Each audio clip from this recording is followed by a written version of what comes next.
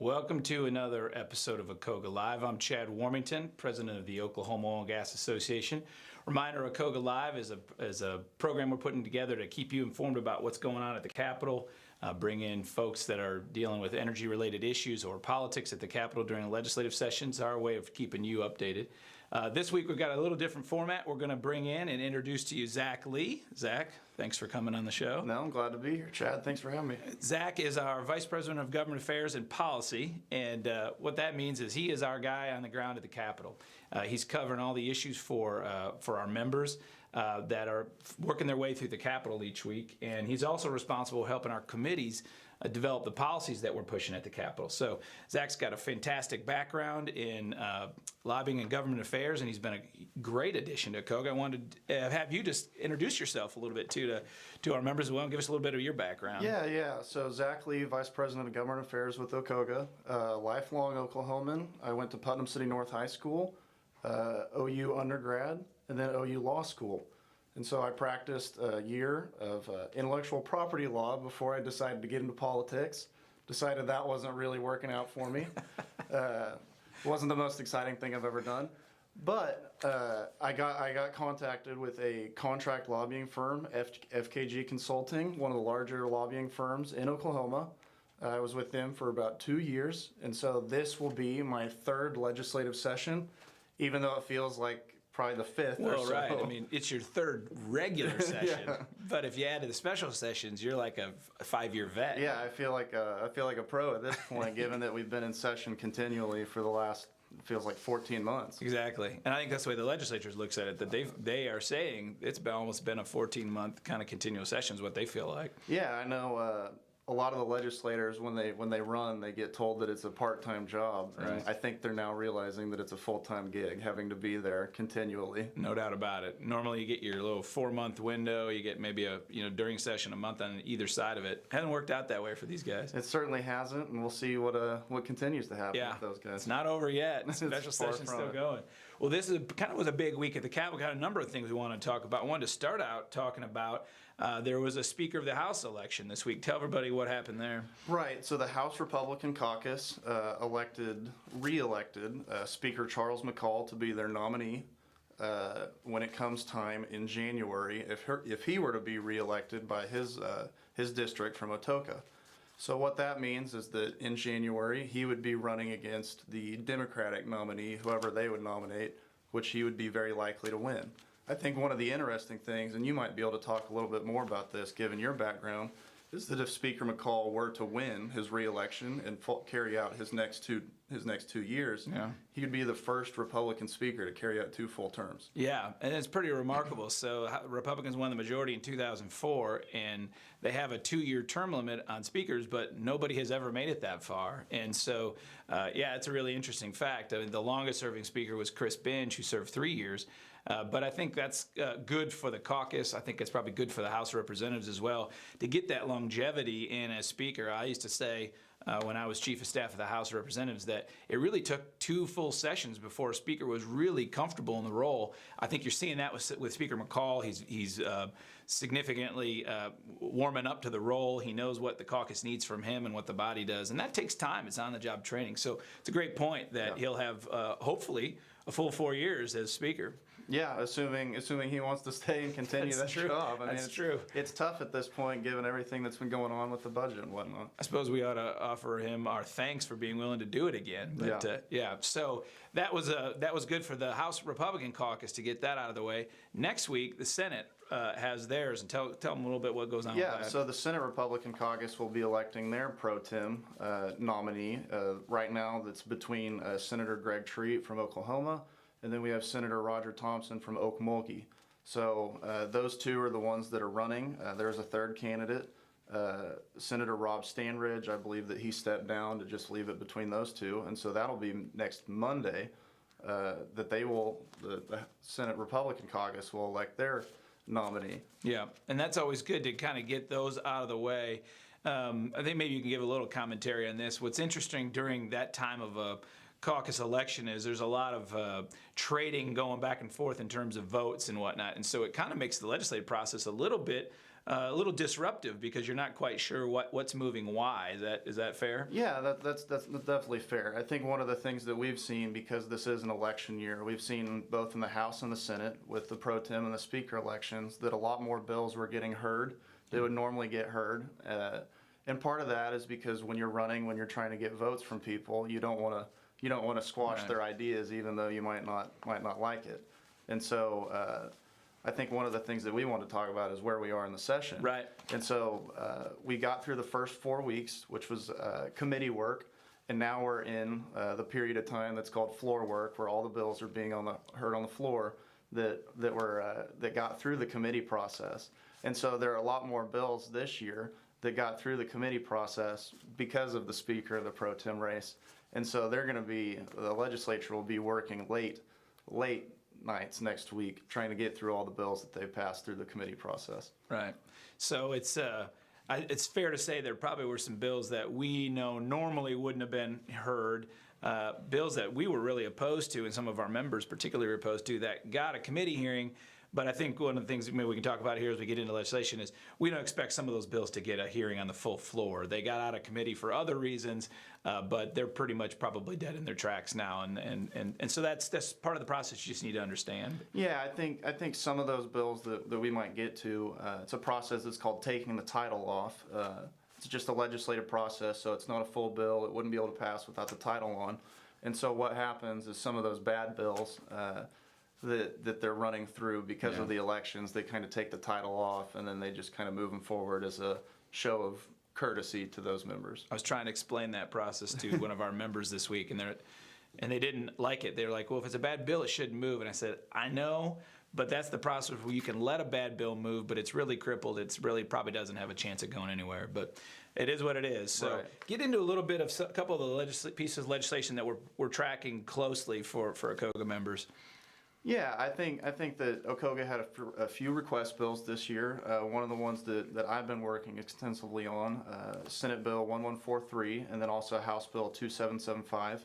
Those both have the same authors on them, Representative Osborne from Edmond, Senator Pugh from Edmond. They're both new-ish members. Last session was their first session. And so what those bills deal with, they deal with the Production Revenue Standards Act, which I'm still kind of wrapping my brain around. Part of that act is a 6% interest rate whenever title is unmarketable. So we've been able to work with the Coalition of Surface and Mineral Owners on this legislation to change that 6% compounding interest rate to the prime interest rate that's in the Wall Street Journal, and then also further define what is unmarketable title. And so I think that's going to really help members out there trying to negotiate with people, trying to pay off some of these things.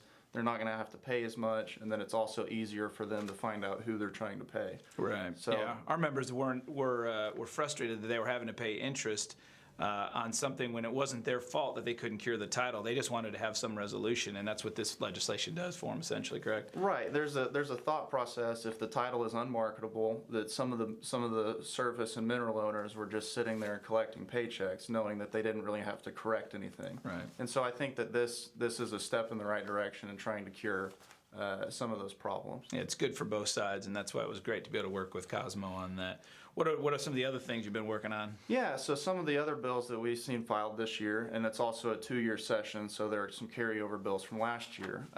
Obviously, there are gross production tax bills that were filed, some of those to take the 2% interest rate to the 7% rate before 36 months. It would just take it to 7% completely.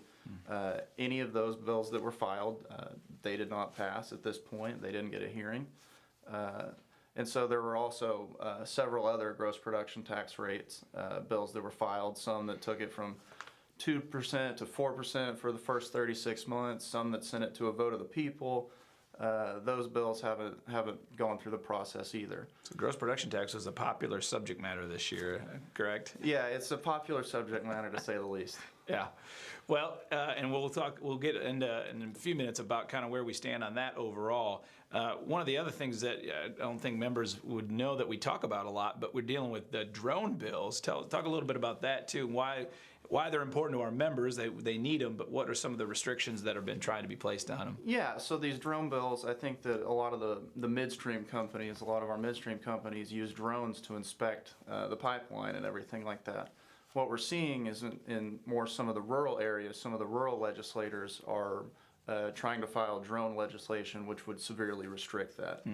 And so we're having to work with a large coalition, even Amazon and Google, to try and protect some of that. And I know that the state has a new drone company that's coming in that Governor Fallin announced not too long ago. Yeah. And so because of that, you really don't want to increase a lot of restriction with something like this that's such a new technology. So we're working with the legislature on those bills as well. It's a good process. I mean, it's great technology. It has a lot of value, but there are some private property issues and some privacy issues that we understand and want to work through that. But the efficiency that you gain by that, the safety that you can get by having those pipeline inspections. I know our refiners have a great deal of concern about those things flying around their facilities as well. So we gotta have some reasonable, some thoughtful legislation on how we do that. And this is just probably a year, 2 or 3 we've had these issues pop up. So I know we also talked, and this was a big issue for us over the last couple years, but bills dealing with municipal regulations and putting in place the ability for municipalities to have some reasonable restrictions that they can put on our operators. And I think most of our operators are always good neighbors and they're going to do the right thing.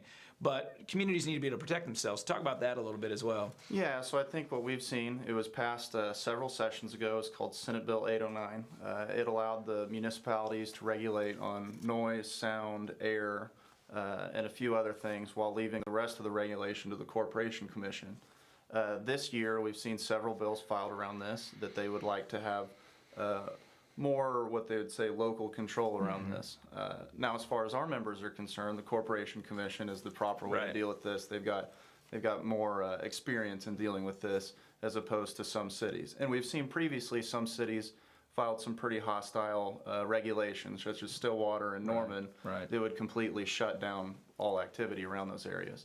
So I think what we've seen on this legislation, Senate Bill 1257, it's by Senator Paxton from the Tuttle area, right in the scoop and the stack. So he's dealing with all of that. No doubt. And we've had some great conversations with Senator Paxton around this. We actually met with him and then President of Roan around that, Tony This Moreno. week. So.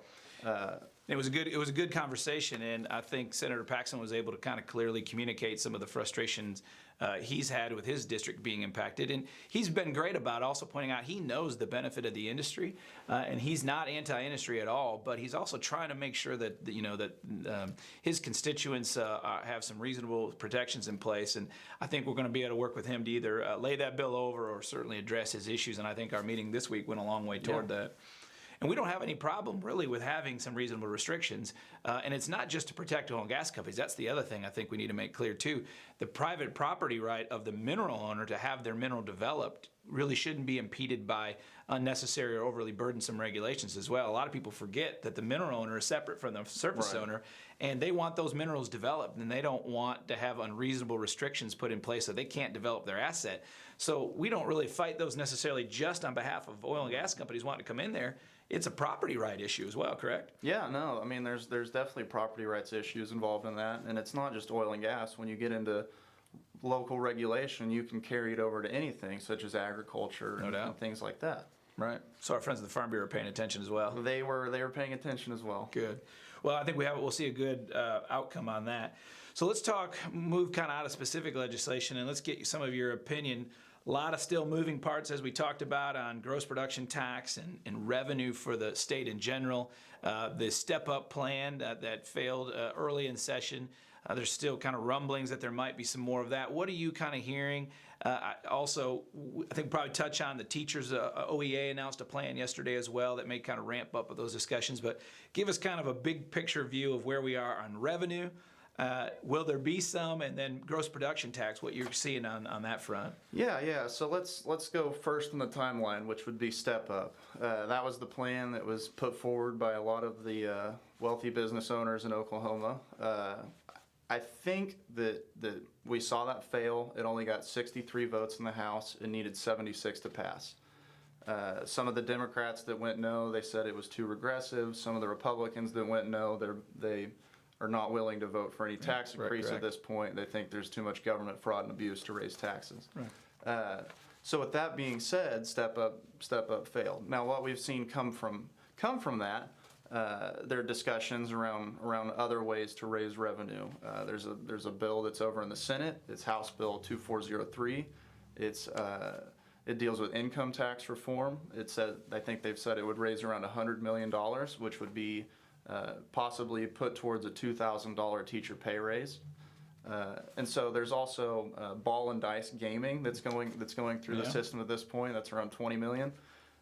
And so that's where we're kind of seeing the revenue at this point. Yeah. We're not really seeing the legislature propose large step-up size packages anymore, and part of that is they're dealing with an election year. Right. And so it's very hard for a lot of those Republicans to go out and campaign on, $1 billion tax package. Those measures that you're talking about, those will not require a 3/4 vote of the bodies? Is that what the difference is there? Yeah, at this point, the itemized deduction reform and then the ball and dice gaming would not require a 3/4 vote because it's not a revenue raising measure. And I think you're seeing, at least from the House's perspective, they're kind of shying away from those revenue raising measures. I think it's a little hard to keep putting your Republican members on those votes, knowing that they're going to have to go and campaign. Well, that and the other thing that's kind of working in against revenue measures, so to speak, is that the revenue picture for the state is really improving quite a bit. Every month so far this fiscal year, we've seen significant increases. I think we know that the oil and gas industry has paid about $410 million worth of new taxes over the last year and a half alone, and all of that revenue is starting to come in terms of the bills that were passed that increase revenue. So you're seeing revenue pick up. So that makes it even more difficult to justify getting more revenue when you've got good revenue coming in, and that's the other thing they're working against as well, correct? Right. You're definitely hearing about that more. And then on the back end of that, you have the state health department crisis, which cost the state around $30 million. Right. And so that really just feeds what some of those Republicans are saying, that if we can fix the waste, fraud, and abuse, then that's all the money we need. Right. Yeah. It's kind of hard to argue that when you've got that kind of level of corruption, I guess, is a lack of a better word, or inefficiency, kind of hard to go back to the voters and say, hey, give us more money, when you've really got those things you can really solve already. So it's kind of a tough kind of super mix that they're having to work their way through with. So what ends up happening this week? Is there anything that you'll think will happen on revenue, or will this be something that will happen later in session? Well, so one of the things you mentioned previously was the teacher strike or walkout, however you want to describe it. Right. They made their announcement yesterday that they would like about $1.5 billion worth of new revenue over the next 3 years. Mm-hmm. We already saw Pro Tem Schultz, the leader of the Senate. He already came out and said that a $10,000 pay raise is just not going to work. It's very difficult to get done, right? It would be possible to get maybe a $5,000 pay raise. And then we saw Speaker McCall on the House side come out and say it's untenable at this point. Talked about maybe a $2,000 pay raise. And so where that takes us, I don't know. I don't know if the teachers are willing to take a $2,000 pay raise, or if they're just going to hold out until all of their demands are met, and what that means. Right. So that's going to be really interesting. The date that they set for their walkout beginning was April 2nd. Okay. And so we will see this week if that shakes anything, if anything starts moving on that end. I think we both know, or anybody that pays attention to the legislature, they never really move that quick, and the process really isn't designed to move that quick. So it's going to be really interesting. I think they will move some revenue bills, or potentially will move on the teacher pay, but it's going to have to be something that's more realistic for them to get done. And it's going to just be interesting to watch how that all plays out. And I think we just put our members, anyone else watching, on notice. Gross production tax, I'm sure, will be part of every discussion on that. So that's something you'll be paying close attention to. Yeah, we saw the announcement yesterday that they proposed a 7% gross production tax to pay for a portion of that, along with a cigarette tax and capital gains exemption. And then they said they didn't want to tell the legislature how to raise the rest of the money. So that's always a discussion, especially given the ballot initiative. I don't think we've talked about that yet. Right. OKOGA challenged the Restore Oklahoma plan, State Question 795, in the court system. As of now, the Supreme Court hasn't ruled on that, so those people are not able to collect signatures. I would expect a Supreme Court ruling sometime soon on that, and so we'll see what ends up happening on that as well. Yeah. So it's possible that there might be different revenue packages that people could vote for come November. Okay. Got our Rally for the Rigs that we're calling it. We're going to do that jointly with the Oklahoma Independent Petroleum Association, and that's on Tuesday, March 27th. We're going up to the Capitol, making sure that Zack and the other oil and gas lobbyists are there representing the industry every day. But we want to have the folks that are impacted, that are in the industry or impacted by the industry, have their chance to come to the Capitol and talk to legislators. That's going to take place on Tuesday, March 27th from 8 to noon. Going to have cookers out there. We're going to have food, some speakers, and then we're going to have an opportunity to go talk to legislators about the importance of the energy industry to them. That'll be helpful for you, or it's not just you there telling them, hey, this is what's good for the industry. You can actually have some people from the industry as well. Well, and it's helpful for the legislators too. I think sometimes what you see is sometimes the legislator gets caught in the 23rd and Lincoln bubble at the Capitol, and they kind of forget about who they're representing sometimes.